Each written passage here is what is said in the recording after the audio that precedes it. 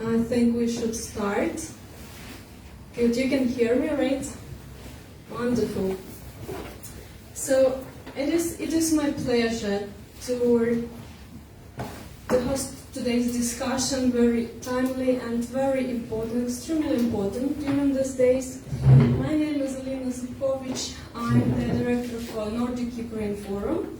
And so before we start, I would like to introduce the organization, what we do, and then we go ahead to the discussion.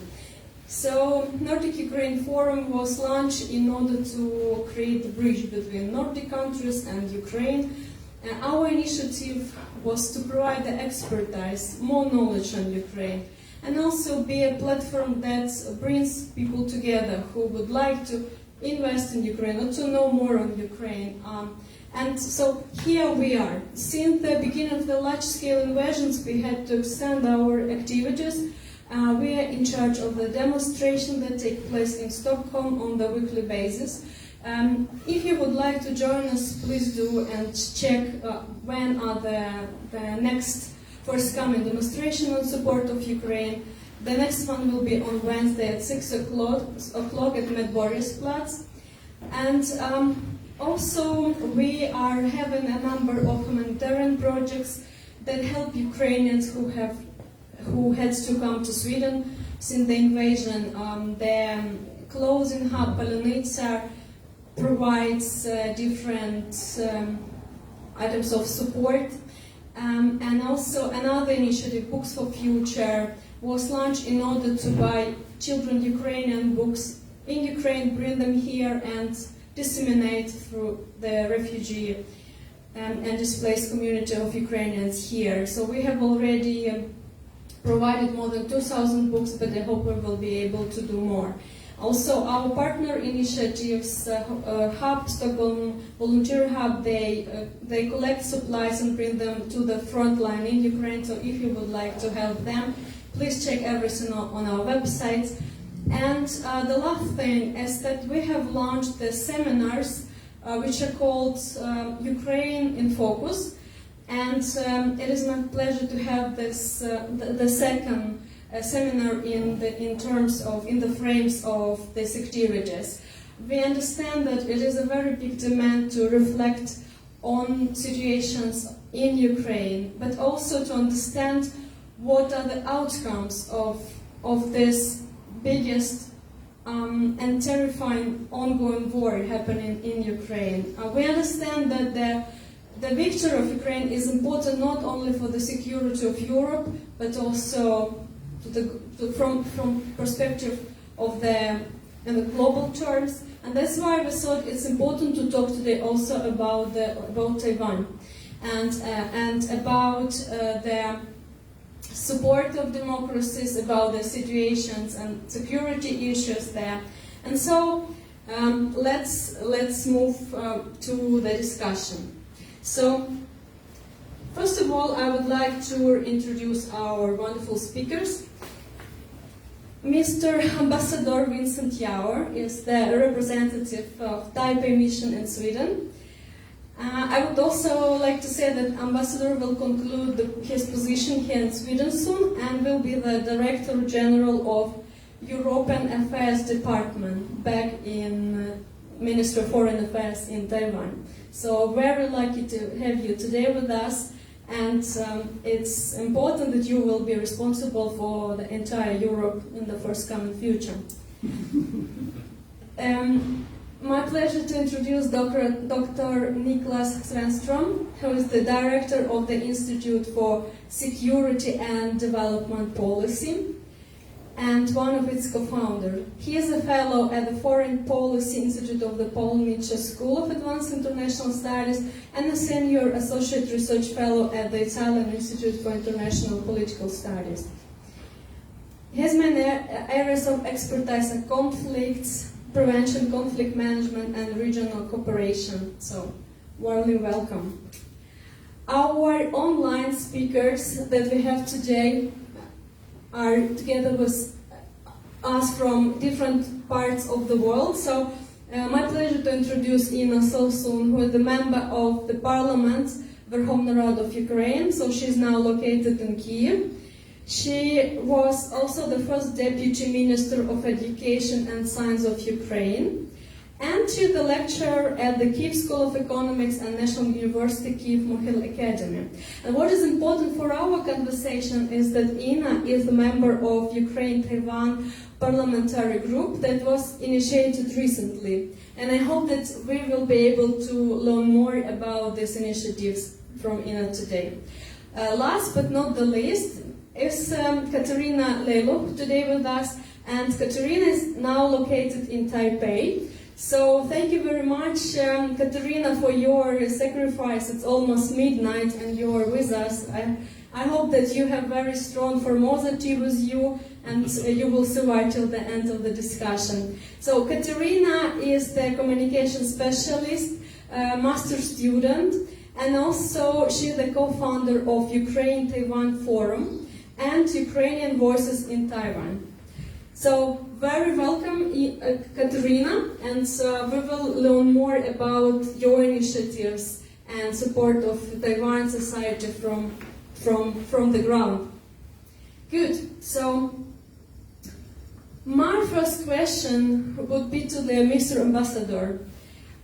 So many of us got attention to Taiwan just with the large-scale invasion of Ukraine, and I would say that not many Europeans knew much about Taiwan before that, didn't go into the details, and our knowledge is limited. It is usually also mediatized, and many may perceive Taiwan through the lens of the geopolitical insecurity and possible escalation of the military conflict.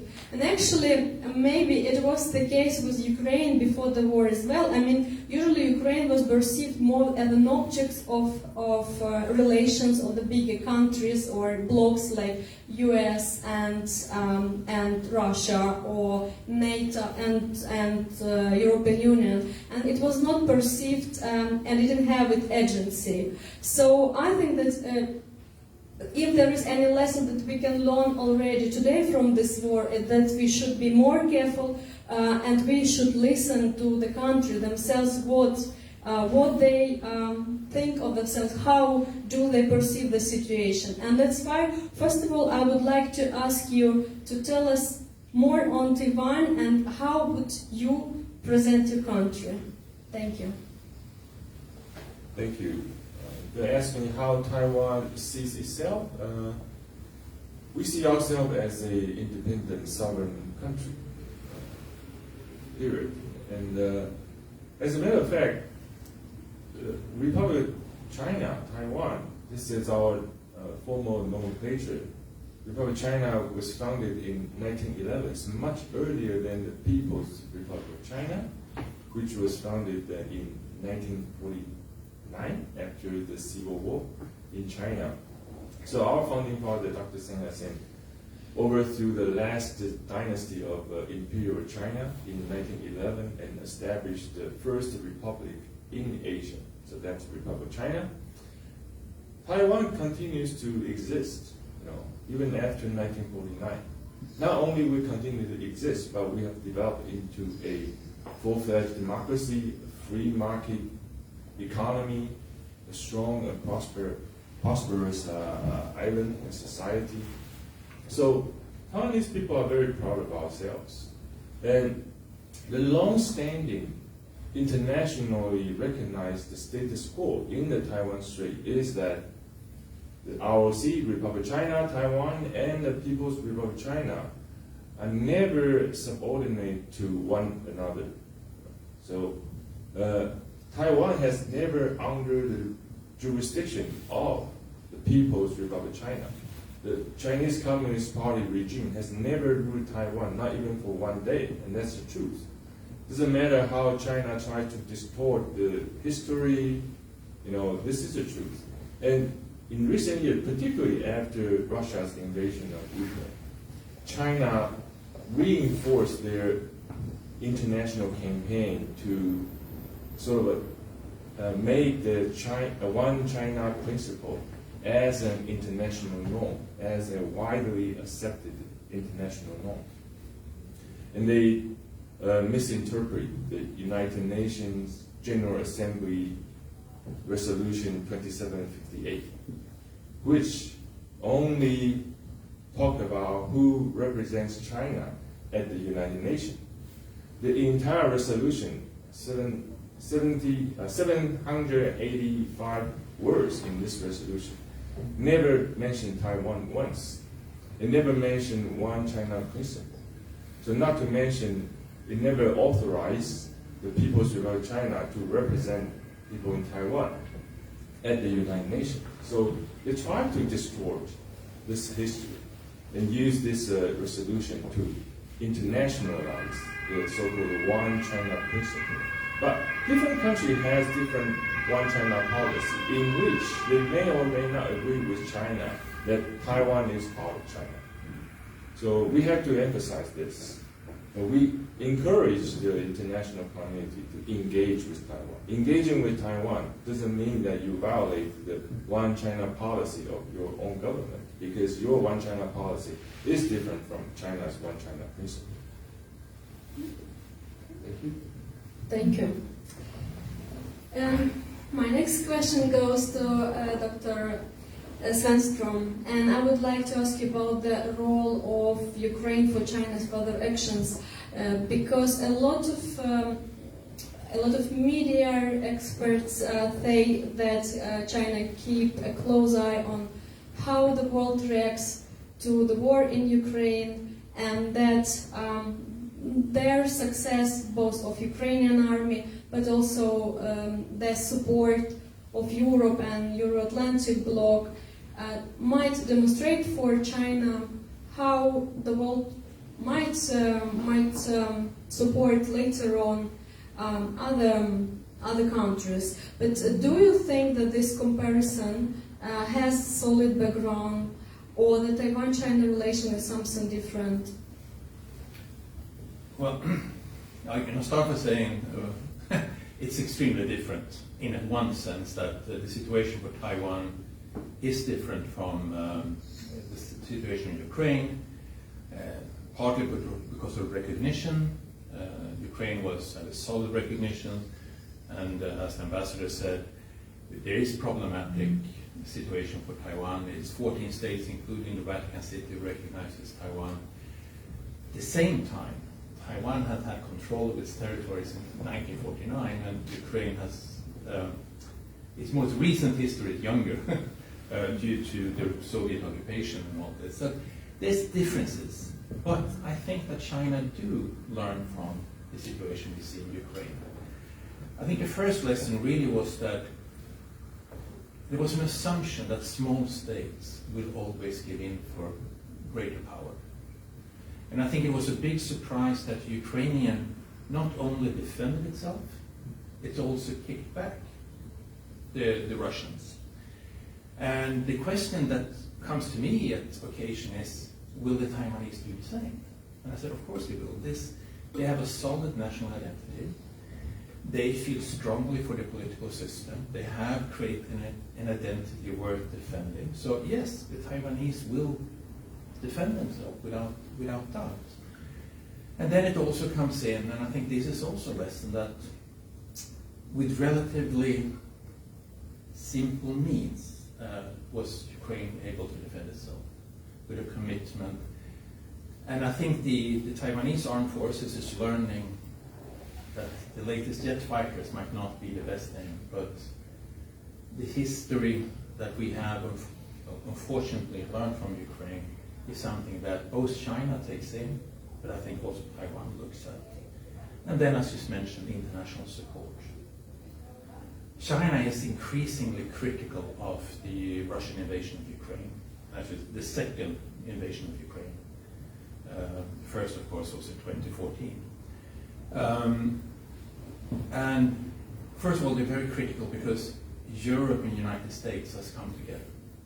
And we have shown Ukraine solidarity. And of course, the question that arises in Beijing is, will the same solidarity be shown for Taiwan? And I think it will in different measures. This is a democracy. I think Europe will stand behind that. The United States will go even further than it done in Ukraine. I think the commitment from the United States will be tougher in the case of Taiwan. And then, of course, we have the Northeast Asian states. So there are lessons to be learned, and this worries Beijing quite a lot. And I think that this is probably a good thing for Taiwan, because what they've seen, what happens in Ukraine, it's really an indication that small states as Ukraine or Taiwan have the commitment and have the ability to get that international support. And the difference, of course, is also that Russia is, first of all, is a more aggressive state than China, more direct and brutal. And China is more integrated in the world economic system. So if they would attack Taiwan, the consequences for China would be potentially even larger. Mm-hmm. So I think this is lessons learned from China. It doesn't mean they will not attack Taiwan at that point in time. They're very committed to what they say, and I think it's important that we keep on standing firmly behind democratic development and a peaceful resolution. But at least there was a realization that Taiwan will not be as easy as they thought it would be, very much due to the bravery and, well, heroism that we've seen in Ukraine for such a long time now. Thank you. We will return to the security issues during the next round. And now I would like to ask Katerina Leiluch to tell us more on Taiwan-Ukraine Forum and to tell us more on what you see from the ground in terms of support to Ukraine. So the floor is yours. Can you please tell us about your initiatives? Yeah, sure. Good evening, everyone. Maybe someone good afternoon. Well, actually, in the following discussion, I'm presented as a founder of Ukraine Plus Taiwan Forum, but actually, what I'm actively doing right now is an educational project called Ukrainian Voices. It's called, I'm sorry for my Mandarin, I'm still learning, So actually, it's an educational project in which we tell local Taiwanese people about Ukraine, both in Mandarin and English, and we observe a great demand from local people of such an information, because actually, unfortunately, only after the 21st of February, we started to get closer. Both of our nations understood how similar we are, and also understood that we have differences in some of the political situation, because some of the analysts and political scientists as well, they argued that the situations are quite the same. So actually, yes, our goal, my personal goal here as a representative of Ukrainian students, and also as a representative partially of supporters of Ukrainian supporters of liberal democracy, is to promote friendship between our countries, being on the ground, being here in Taipei and studying in the National Young in Chinatown University. So actually, yes, that's my goal, and we are trying to do this both for the Taiwanese. We are trying to open up for them Ukraine from the historical and from the cultural perspective, and also as well for the Ukrainians. In the same Ukraine Plus Taiwan Forum, we publish news in Ukrainian about Taiwanese support, about the opportunities that Taiwanese people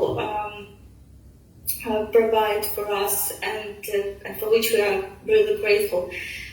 So actually, yes, that's what we are doing together with my team, and what we are planning to continue to do. Excellent. Thank you very much for introducing your great initiative. And now my question goes to Ina.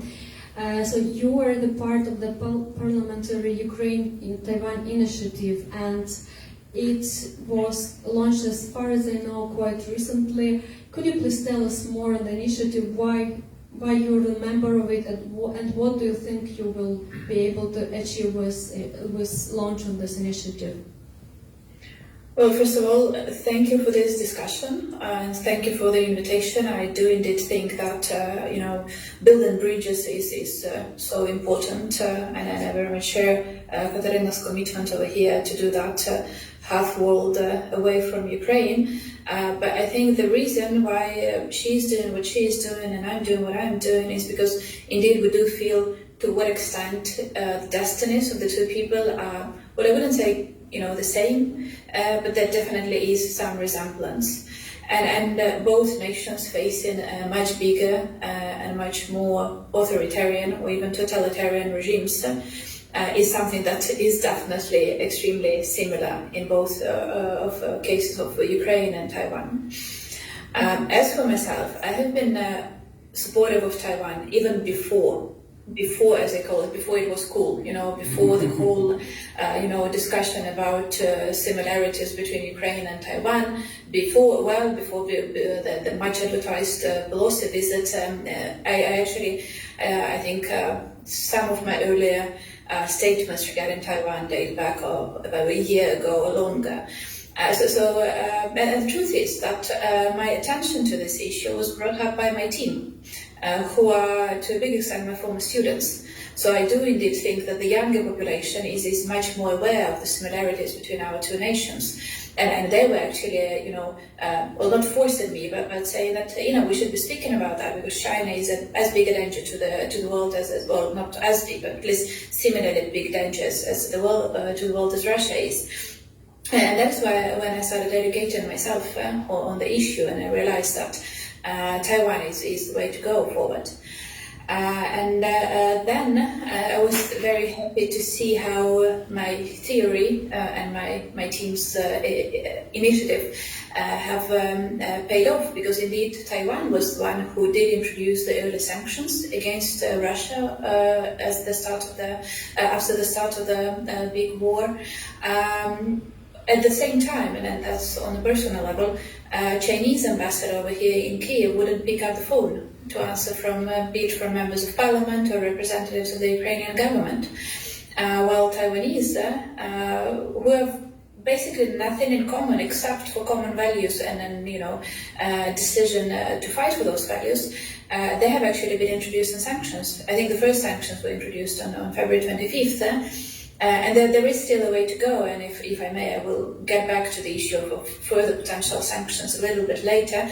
But I do think that this really showed solidarity, and this was extremely important to all of us here in Kyiv or any other part of Ukraine. We did see who is acting and who is keeping silent, and that was extremely important. And the fact that Taiwan was not keeping silent, was not trying to, stay away from this and let's see who wins and then make our choices, that was so crucially important. Trust me, the actions of the countries and people the first weeks of the big war, I think are going to be deciding in terms of Ukraine's relations with those nations for many years to come. And then the discussion switched to what the parliament can do about this. And I was talking to some colleagues of mine in the parliament. I'm not representative of the government party. I'm in opposition, so I couldn't make a step like creating an official ground in the parliament regarding Taiwan. But then there was an initiative by one of the members of the parliament from the governmental party, head of the Foreign Relations Committee, Alexander Marashko, who actually consulted with the Ministry of Foreign Affairs, and we decided to establish. It's not actually a friendship group. That's symbolically important difference, because friendship groups are established with states. As you know, Ukraine, unfortunately, and I'm saying unfortunately, I'm here, not supportive of this, but just stating as a matter of fact, is not recognizing the statehood, but so it is what we call it the inter-party parliamentary group.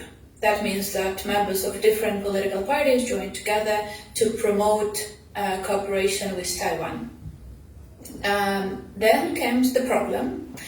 Because, well, first of all, as you can imagine, Chinese embassy was not happy about it. Just like we were not happy with them not providing a single, kilogram or ton of humanitarian aid. But they actually started putting pressure onto the leadership of the parliament, onto the Ministry of Foreign Affairs. And even though technically the group has been created, but the creation of the group was not officially announced in the parliamentary session. And that means that the creation of the group is not finalized. That is the procedure. The Speaker of the House has to announce that this group has been created. That is final. And we've been trying to debate with the leadership of the parliament for a couple of weeks now. We did have several parliamentary sessions after this initiative was launched. And we actually got in touch with the Ministry of Foreign Affairs. And their position is, and I'm sorry to say that, but let's not escalate. And I think that is the wrong position, because that is exactly the position that we criticize of Germany or France or whoever else who refuses to give tanks to Ukraine. But in case of China, that is the current position of the government. So I'm in a bit of a dubious position, because I think that to some extent the official position of the government is not fully, I cannot fully support them regarding Taiwan. But what I can say for sure is that there are at least 15 members of parliament in Ukraine who are extremely favoring further cooperation with Taiwan. On a personal level, the chat of this group is one of the most active in my WhatsApp messenger. Literally every single day we are following the news of what is happening there and getting information and so on and so forth. So it is functioning. There was a meeting online, of course, a meeting with the Taiwanese members of parliament, and we are planning for the next one. But the work is being done to an extent possible, but I also have to be honest about the limitations that we actually faced on this way. So I think that would be it for the introductory remarks. Good, thank you very much. And indeed, it's important two things that you mentioned first. That the younger generation is more aware of the situation and would like to have more stronger policy towards supporting other democracies. I also noted it, and also the second thing is that I might understand the position of Ukrainian government during the war. However, it might be different after the victory of Ukraine. We will see. And also, what's important here is that during the war, it becomes clear who is the friend and who is not.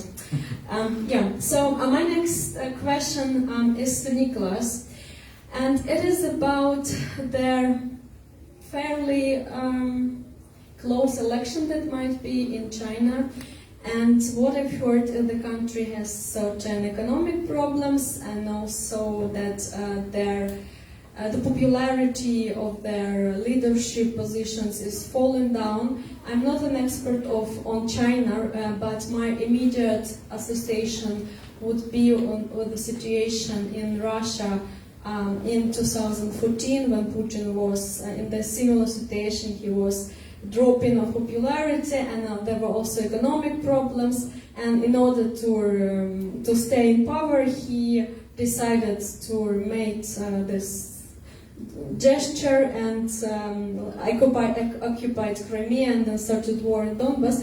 So do you think that such comparison, such association of pre-election situation of Russia 2014 or 13 and China coming soon could be the model for the development? Well, thankfully I don't think so. And the reason is we already know who's going to win. This is not a major problem for Xi Jinping.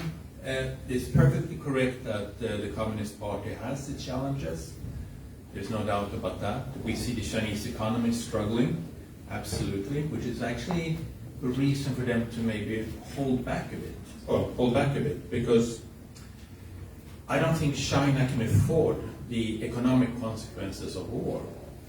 Because especially if Taiwan, which I think it will be quite successful in pushing back the Chinese. So that the economic consequences would be disastrous. And then also, when you look at it, Xi Jinping's position has been much more centralized. It was mentioned totalitarian, and we see that China is definitely moving into that.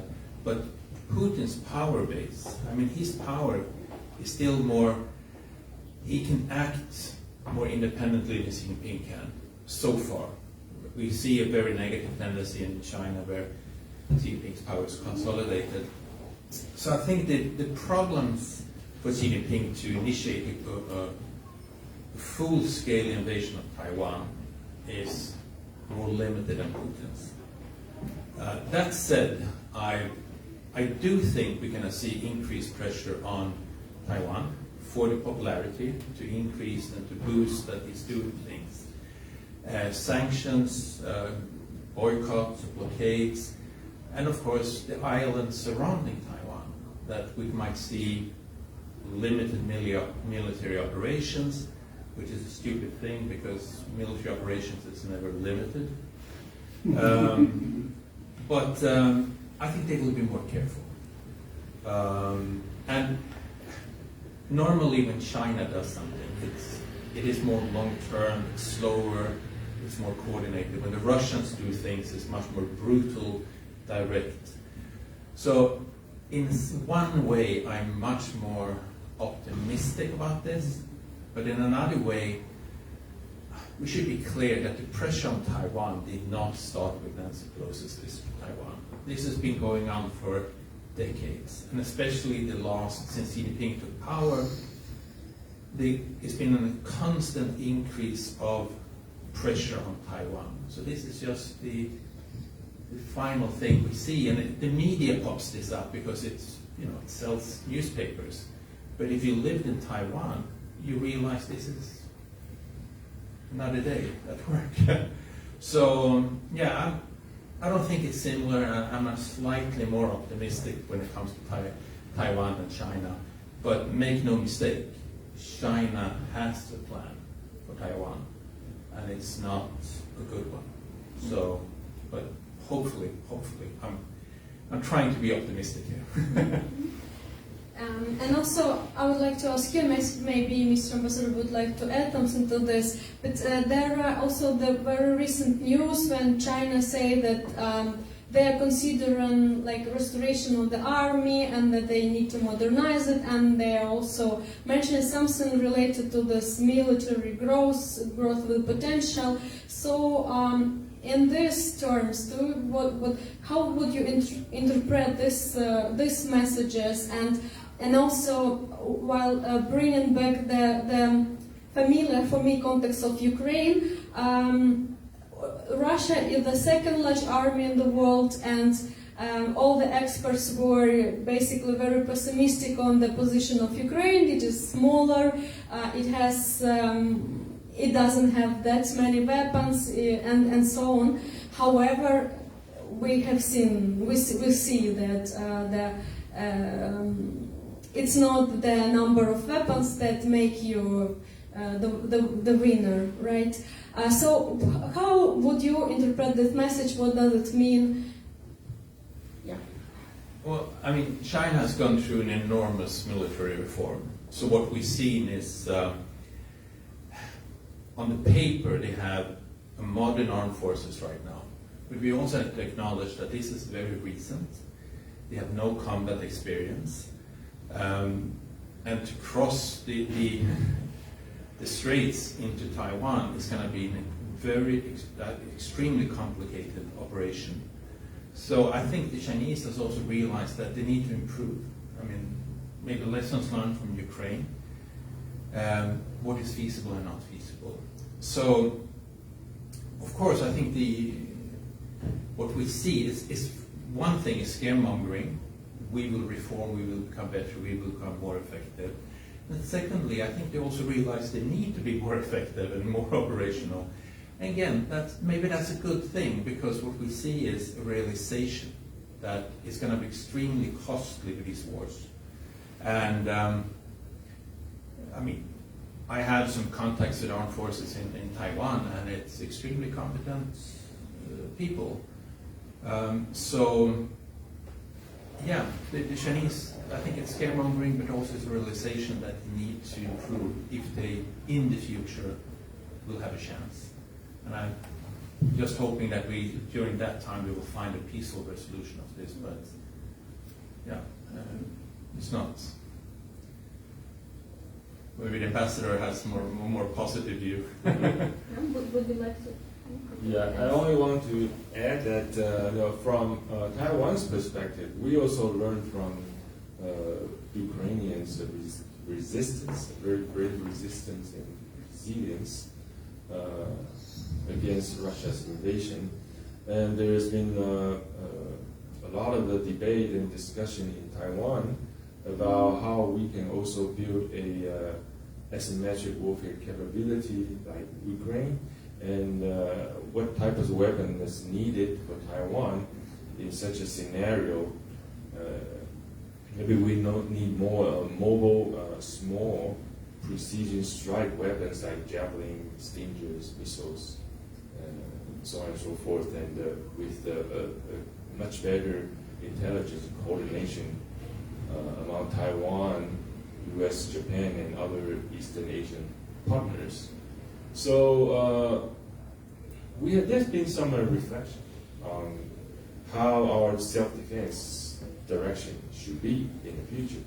So I think this is also a lesson we draw from Russia's invasion of Ukraine. Certainly, I mean, as Nicholas said, China is also learning to try to improve their effectiveness of their military.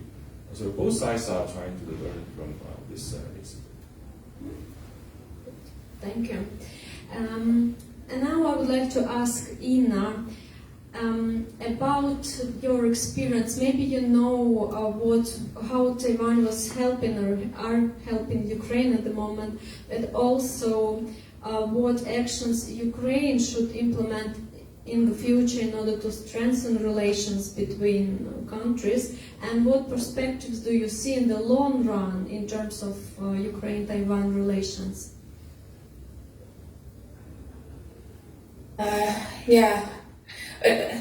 Can I just comment shortly on what you were debating before on the issue of military preparedness? Because I got asked this question a couple of days ago, I think, when speaking to a Taiwanese journalist.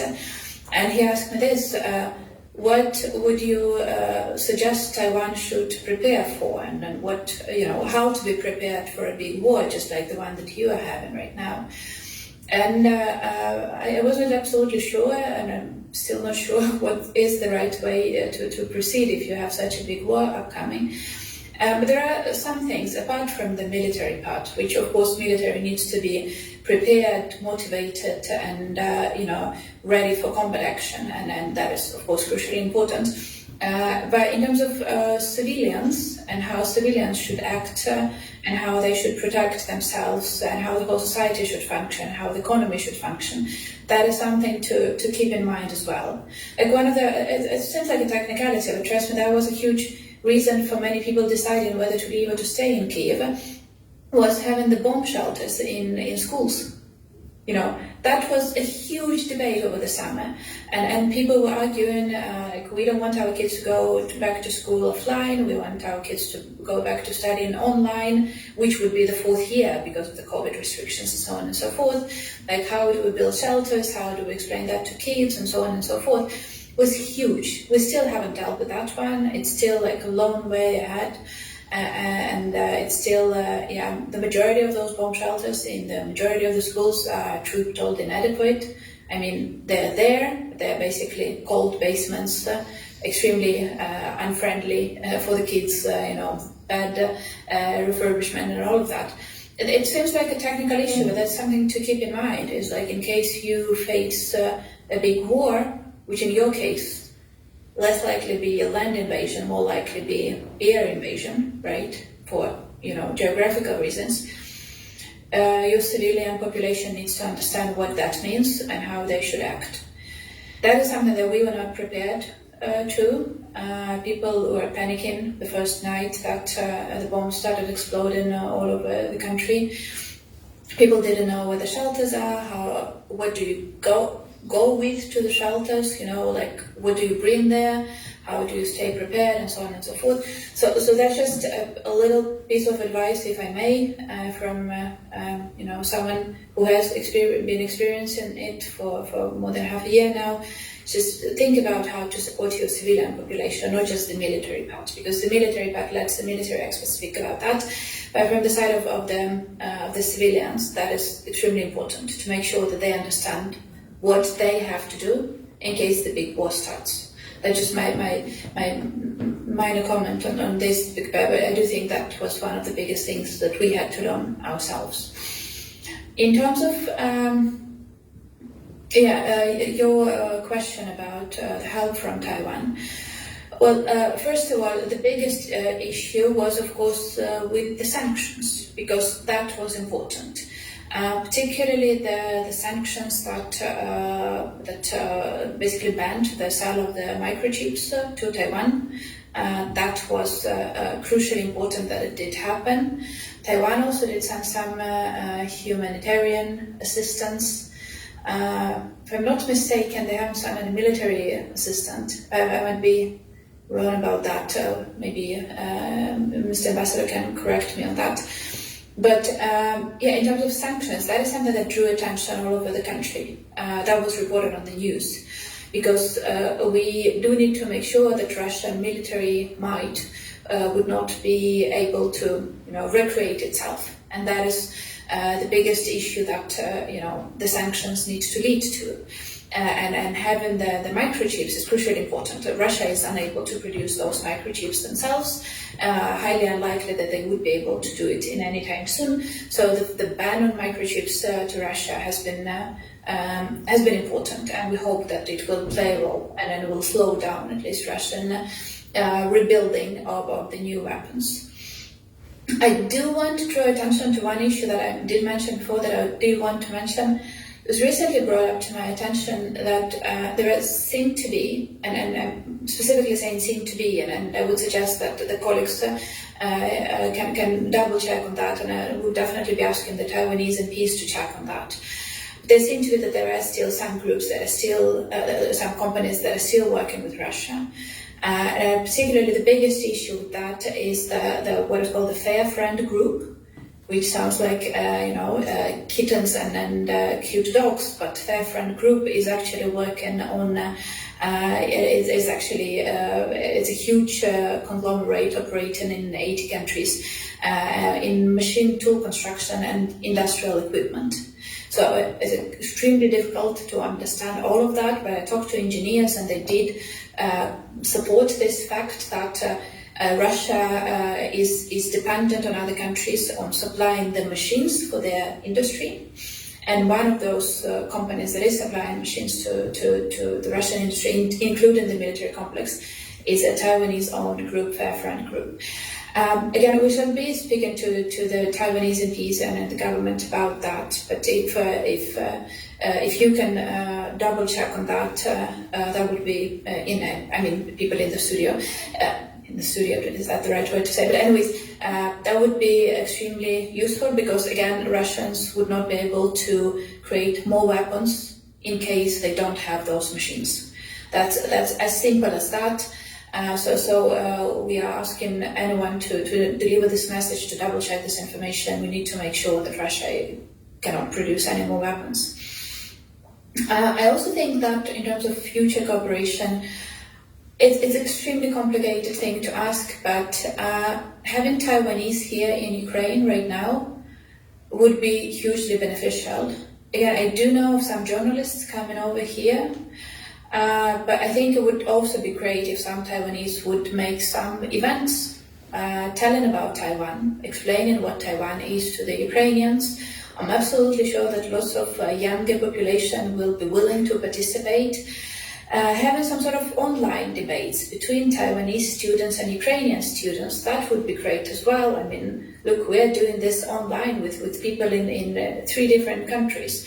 and it costs us nothing, except for our internet provision, which we would be using anyways for some much dumber stuff probably. So anyways, it's something that we need to work on. If Katarina over here is willing to join in forces, I'll be more than happy to help coordinate with some Ukrainian students over here. So I think that is the way to go as well. And then the third thing, and that's a tricky one, but that gets us back to how, in what way Ukraine can help Taiwan. And in this particular case, we are the one needing so much help. But I do think that inviting some Taiwanese military men and women, if possible, to explore what is happening in Ukrainian army, what allowed us to be successful in fighting a huge power. I understand it's going to be tricky from the political standpoint, but I do think there can be some openings, like your retired military men and women coming over here to do research, whatever. But anyways, I'm sure that there is something that Taiwan can learn from us, even in this extremely restricted circumstances of cooperation that we are in today. So I think that this is, again, I'm just brainstorming ideas basically over here, but I think it's a worthwhile attempt, because in case, and I very much hope it doesn't happen, trust me, but in case Taiwan has to go through what we're going through right now, truly, I don't think there is any single other country in the world that can explain the military tactics of how to fight against such a huge power. And I think this is the experience that is definitely worth sharing with the friendly, similar-minded democracies like both Ukraine and Taiwan. So again, I'm open for any contacts in case there are any.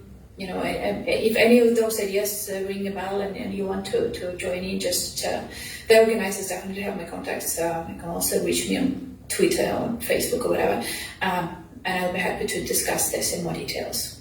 Thank you. Okay, you would like to? Can I Yeah, respond to the export control? Yes, on the next day of Russia's invasion of Ukraine, Taiwan joined the international sanction against Russia.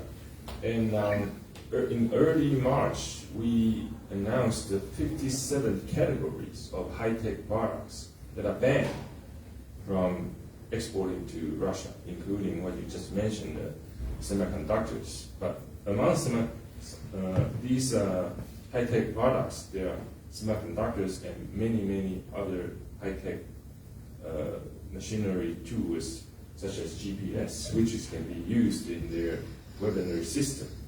Is also banned from exporting to Russia. Taiwan does have a very strong precision machinery industry, but we will certainly go back and check what you just mentioned, if this Taiwanese company is involved in this dual-use machinery exporting to Russia. I believe that under the current regime of export control in Taiwan, most of these I would say that all these dual-use technology will be banned from exporting to Russia. And I would like to ask you also about the similar things that you were discussing and Ina was mentioning, and this is the role of Taiwan in future rebuilding of Ukraine. I know that at least I've heard about $30 million that Taiwan have provided to help Ukraine. So far, maybe the numbers are more, but maybe you know what strategy or what plans might Taiwan have in the forthcoming future in terms of supporting Ukraine. Certainly. After the war began, Taiwan society and the government, altogether we donated 550 tons of commodities for humanitarian assistance to Ukraine. And then over $40 million in donations to the Ukrainian refugees, but mostly coming from the society of Taiwan. So the people in Taiwan really resonate with what's been going on in Ukraine. But as we are talking right now, we don't have a long-term plan to be involved in the rebuilding, reconstruction of Ukraine in the post-war era. But we certainly can do more, because the rebuilding of Ukraine will be enormous, and Taiwan certainly can be part of it. Take Lithuania as an example. We started to open an office in Lithuania, and certainly in the future we want to open an office in Kyiv as well, so we can strengthen the bilateral cooperation. As Katerina said, unfortunately, before February 24, the relationship between Taiwan and Ukraine were very minimal. But now this unprovoked invention from Russia bring us together, bring Taiwan and Ukraine much more together. And then, like in Lithuania, we are talking about how we can build together. We set up a 200 million investment fund in Lithuania and try to identify industries that would benefit both Taiwan and Lithuania, and we can invest in these industries and to help each other. So we can do the similar thing in the reconstruction era of Ukraine. Can I? Yes. Before I have to leave, because I literally have to leave in 4 minutes, but I just want to jump in on what was just said, and I can offer you additional line of thinking about helping rebuild in Ukraine, because something that amazed me about Taiwan is that you did manage to build yourself a democracy while also a very strong market economy, a highly technological economy. And I think that sharing your experience about how you did that at the same time would be extremely crucial. So don't only think about, money investment, even though that would be something that, we would typically ask for. But I just think bringing in new ideas, new policy solutions, that would be great. Because I think, I'm also a university professor after all. Of course, I did some reading and read some books on Taiwanese history about how you actually built your economy. And I think that is amazing in itself. And that was a great cooperation between the public and private sector. And that is something that I would very much like to see happening in Ukraine, building democracy and market economy at the same time, despite, many people saying it's not possible, to do. So just think about this as also sharing expertise, sharing ideas, and sharing your experiences, because I do think that we shall be needing that, because we will need to rebuild our economy basically from scratch, from the agricultural, industrial economy, and jump into the technological, innovative economy. And that is something where we can definitely learn from Taiwan. So that is something that I would very much hope that Taiwan can bring into Ukraine, even maybe more than direct investments and help. So thank you, sorry for interrupting, but I just wanted to mention that before I have to switch off.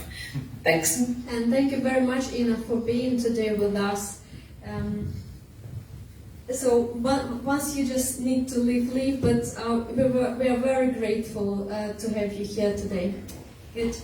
And my next question goes to Katerina. So as Ambassador mentioned, people of Taiwan have supported Ukraine, and you are there. Can you please tell us more? What are the initiatives that you see from the ground? Maybe there are some volunteer organizations that are collecting some support.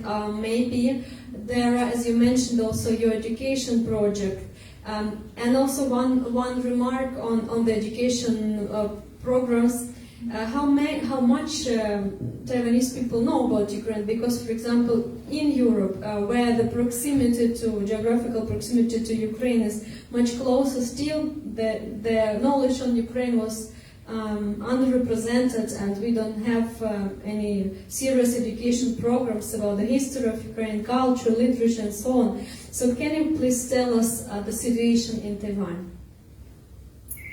Well, actually, I will start about how local Ukrainians are trying to promote their both culture, history, literature, etc. on the ground. Well, actually, of course, now we see that the interest to the war, to the current events in all of the world, from the perspective of the news, it is falling. So actually, we have to become more creative and more clever in ways to tell more about Ukraine. And our project, which we initiated, was it's like four activists, 4 Ukrainian students, and we now have a couple thousand of subscribers from Taiwan. I can now share the screen and show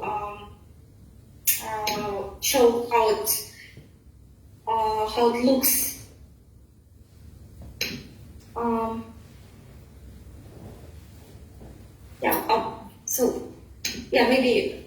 Maybe later. So, because there are some technicalities.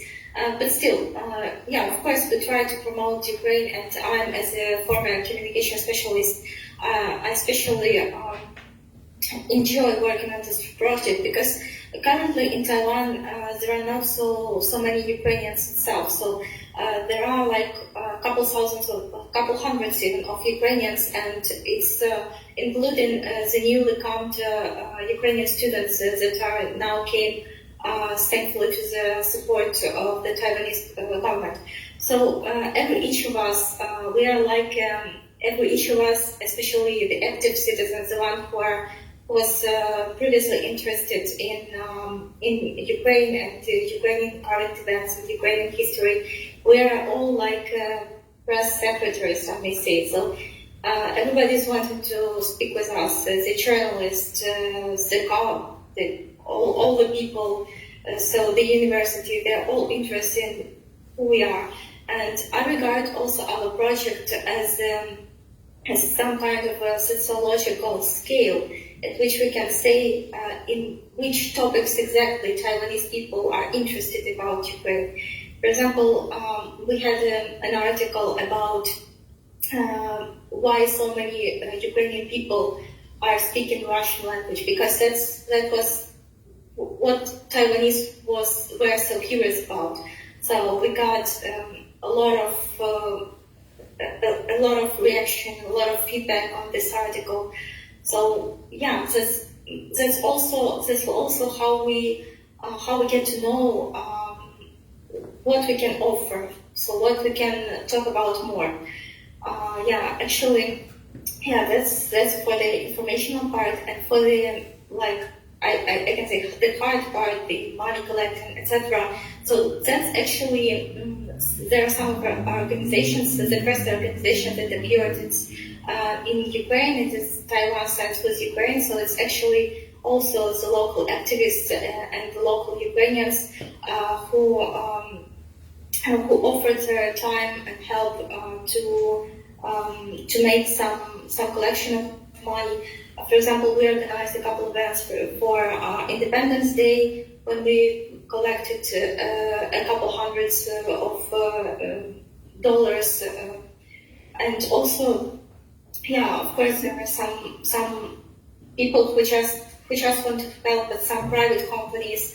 I was in the present of the press conference at one city,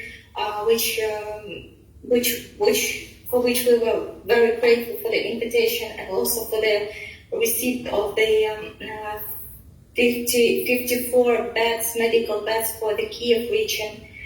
So actually, we, for our part, we do not have any specific fundraisers, but we do have a lot of, I may say, proposals from the local people, from local companies, who just asked how can they help, how can they support more, and for that we are eternally grateful. All right, great. Thank you very much for sharing information about these initiatives. So now I have the open questions for all of our guests, our speakers. And these are a couple of questions. What lessons should we learn from the ongoing war in Ukraine? and what should be done in order to bring Ukraine's victory closer. Who would like? Public ambassador. Well,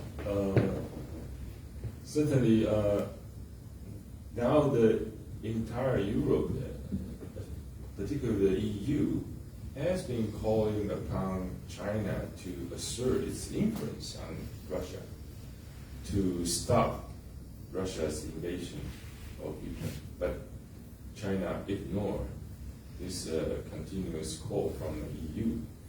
And China showed indifference to Ukraine's call for establishing a humanitarian corridor for the refugees to pass. So I don't think this, I wouldn't say this is naiveness among Europeans, but I really don't think the European should continue to count on China's support in terms of ending the war in Ukraine. Instead, the Democratic Alliance, the Global Democratic Alliance, should really work together, including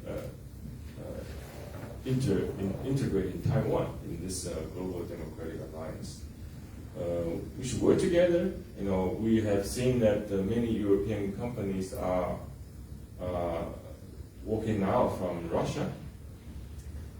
Sooner or later, we will see this happening in China. The Western world, the Democratic Alliance, should understand that in the future there will be a scenario that the international community will launch another economic sanction against China.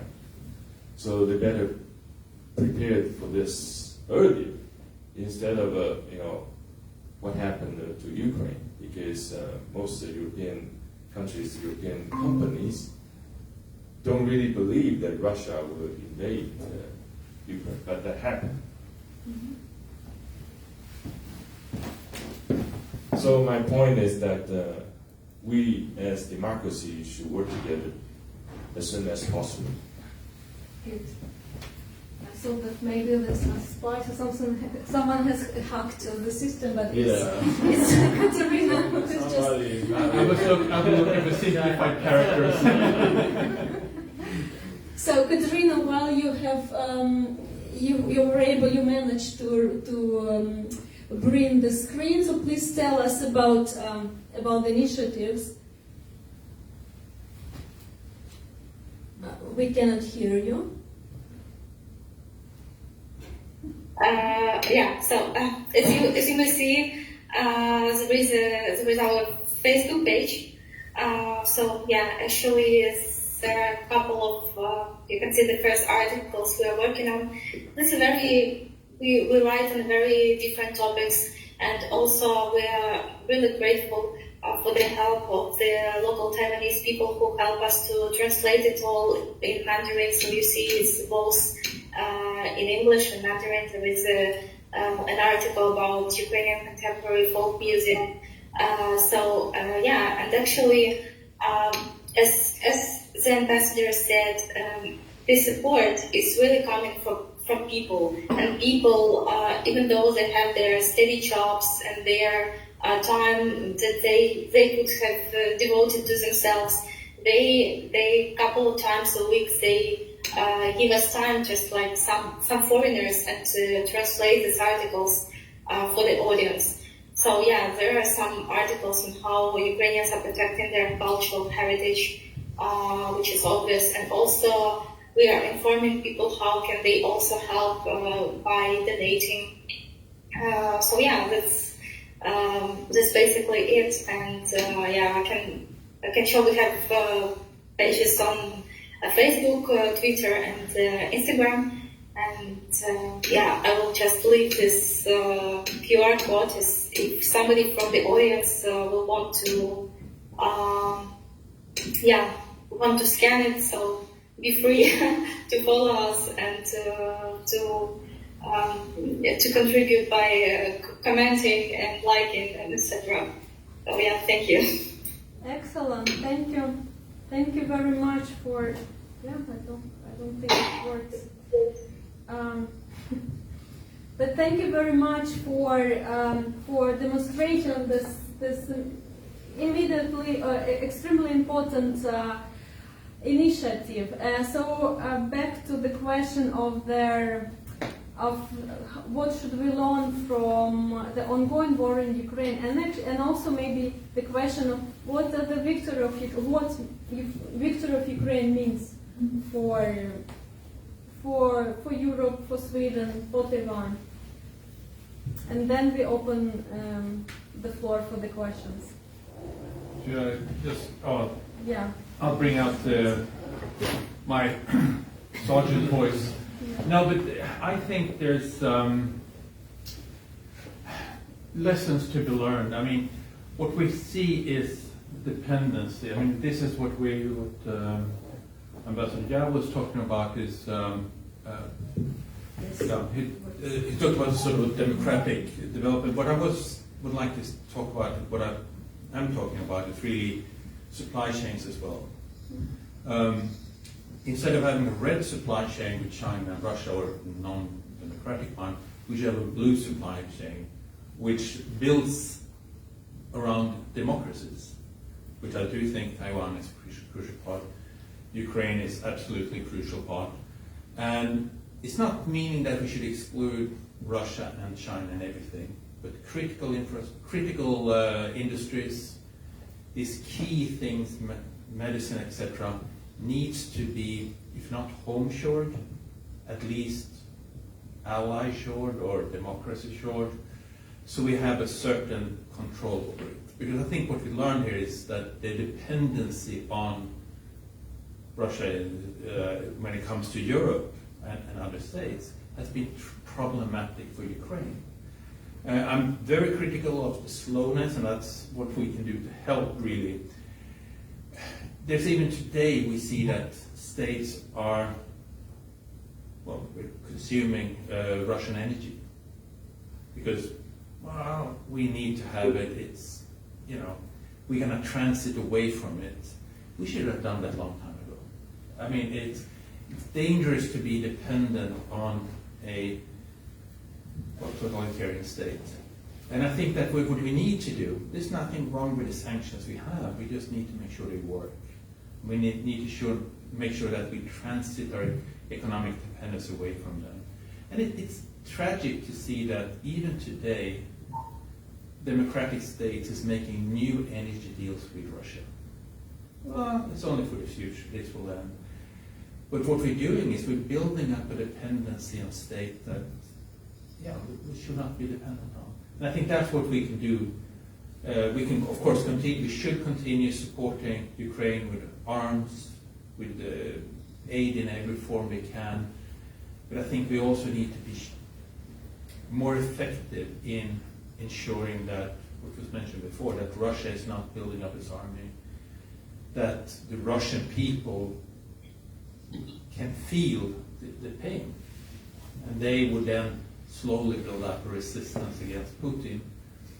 So what I'm looking for is really the structural changes that we need as an outsider. If we're not fighting, at least we can do that economic work. And let's be honest there, what is a cold winter for us? We're gonna be fine. What does it mean when prices go up 20%? We're gonna survive compared to what happens in Ukraine. So I think the Europeans and the international community, well, simply has to be ready to bear the consequences a bit more. If that helps to end the war one day earlier, 1 week, 1 month, it's worth it. So I think we need to be that.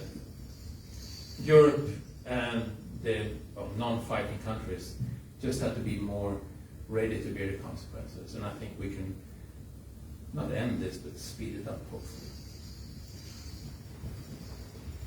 So, a few final words. Certainly, the victory of Ukraine is very important. It has great implication for Taiwan and for the democratic alliance. Because if this model works, that can serve as a huge deterrence to China. Because China knows that if China launches invasion on Taiwan, the international community, the Democratic Alliance, will have a similar international sanction on China. Certainly, everybody will suffer. China is a much larger economy than Russia. Taiwan is the 20th largest economy in the world. So the outcome will be disastrous if we have a Chinese invasion on Taiwan and the international sanction. I think United States, Europe, China, Taiwan will all suffer. But that isn't deterrence to China. That the cost is so high.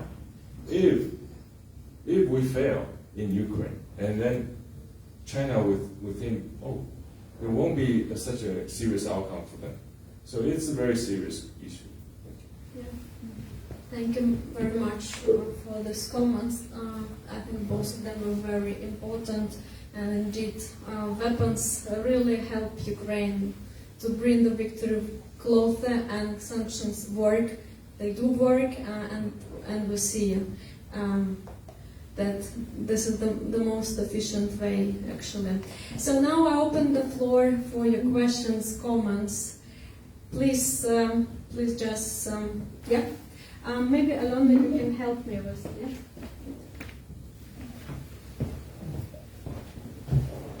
Thank you, and thank you for very good information and a good seminar.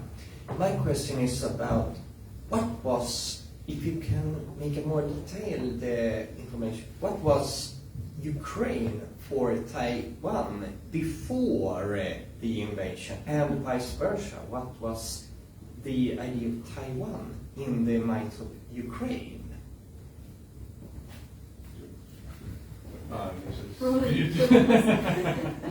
So as I said earlier, we have to be honest. Before Russia's invasion of Ukraine, our mutual understanding was very minimal, and I also have to say, unfortunately, Ukraine at that time was also supporting China on many initiatives against Taiwan. You know, in terms of Taiwan's international participation, we didn't get any help from Ukraine. So I think that was the reason why we have very minimal understanding among each other. But after the invasion, we started to have generate more interest in understanding each other. And now our work in Ukraine is conducted not through our office in Moscow, it's through our office in Poland, in Warsaw. So we already shipped, as I said, 550 tons of commodity. Actually, we donated 650 tons, so we should continue to do that through Slovakia and through other neighboring countries of Ukraine. And we also donated money to Ukraine's neighboring countries that are taking the Ukrainian refugees. So in the same time, we also increased our understanding between Taiwan and these Central and Eastern European countries. This is unprecedented. This has not happened before. So hopefully, after I return to Taiwan as the head of the Department for European Affairs, we will continue to conduct this mutual understanding, increase our mutual understanding, and hopefully, as I said, in the future, we will be able to set up an office in Kyiv. Yeah. So there was indeed there was no Taipei mission in Ukraine before, and also. Before the war, I would say that the trust of the governmental institutions were quite low.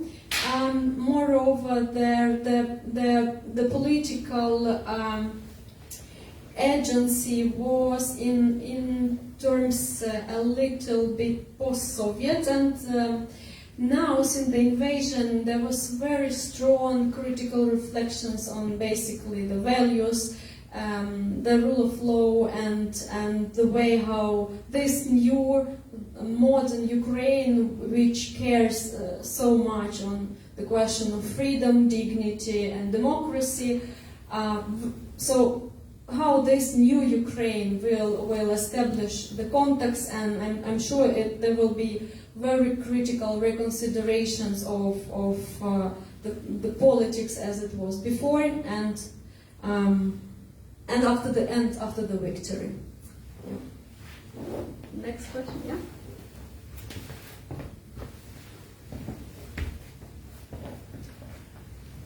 What are your takes on this from a geopolitical perspective? Because when I look at the history of Russia and China, I see Russians and Han Chinese desperately trying to reach the ocean. For instance, if there wasn't any Ryukyu Islands between Taiwan and Japan, China wouldn't be as boxed in. Or if Taiwan was twice the distance from mainland China, China wouldn't be boxed in either. And in the case of Russia, there was this little Cherkessian genocide because they wanted to reach the Black Sea. And as far as I know, the Republic of Novgorod had access to the White Sea and was never a bad neighbor. As a matter of fact, they had more problem from Swedes than and so forth. Because I haven't, with all due respect, no one has mentioned geopolitics. So what's your replies?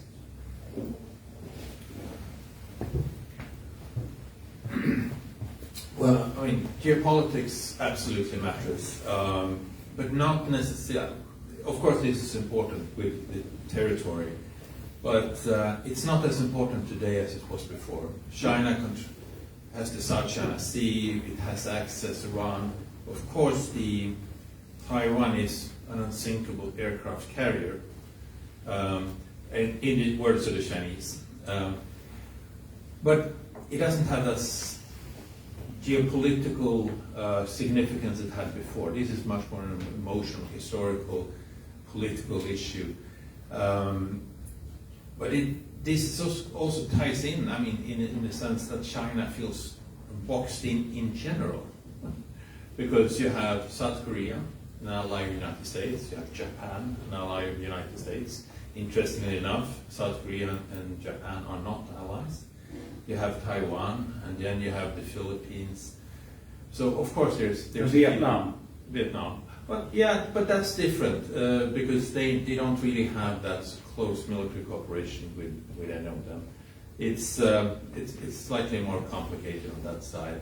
There are actually debates in Vietnam which side to lean towards because it is a communist state in itself. But yeah, geopolitics definitely matters, and the new clash between the United States and China, which is going to last, I think, for a very long time. I mean, we're in the Cold War 2.0. People ask, so when are we entering a Cold War? Well, look a few years behind you, it's already started. So of course this matters. But I wouldn't really sort of look at it as only as a sort of geostrategic position. It's much more complicated and emotional. I don't know how you see it. If you, no, I totally agree. but it is interesting to view it like that. When it comes to geopolitics, I think we're going to look at the South China Sea, which is going to be another dimension that we're going to look at, and Taiwan controls Taiping, which is the largest island in the South China Sea, and that actually, if I'm going to be impolite and point out that might actually be the first one you lose, because that is, I think, of geostrategic interest for China, and they might target that together with Chiamoy and the closer. Yeah, can I add just a few words? Then certainly Taiwan is situated on the first side of the chain, which is very important for the defensive concept for the United States and for Japan and for other important players in the Indo-Pacific.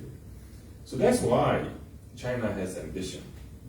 So not only in the Taiwan Strait. Now recently, you said China has false claim that Taiwan Strait is not an international water.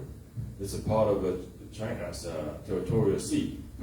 And then it has the same claim over South China Sea and East China Sea. So the ambition is to make these waters as China's internal water, so that eventually China has access to West Pacific, right? And now it's already demonstrated its capability to penetrate First Island Chain, to go to the east side of Taiwan and conduct military exercises, as you can see after Speaker Pelosi's visit to Taiwan. But that, as Nikas mentioned, it's not the reason why China have this military intimidation against Taiwan.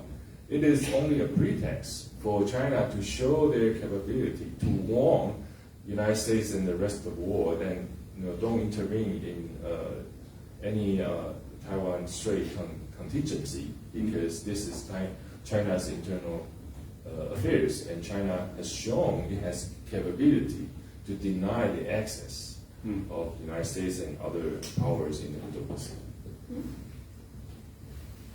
We need to finish the discussion, and Katerina, I'm just looking at you and thinking that it's almost 2 a.m. in Taiwan, and I really hope that you do not have any early morning meetings tomorrow.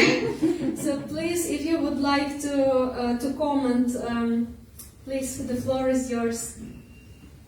Yeah, thank you so much. Actually, it's only half to 1, so actually it's not even my early sleeping time, but because studies and projects and all of this is sleep should be compromised.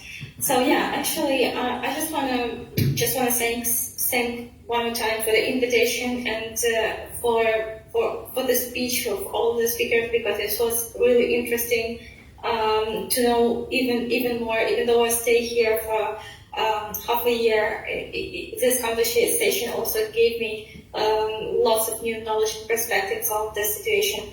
And also, of course, I'm very thankful for the opportunity that Taiwan gave me to study here and to be a receiver of the stipend.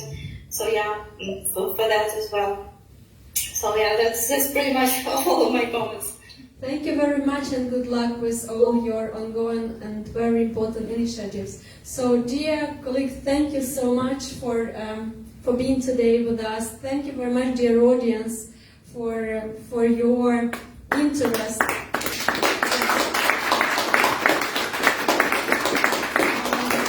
We invite you to the informal part. There are some snacks, some coffee, and we can continue the informal part of the discussion. Thank you.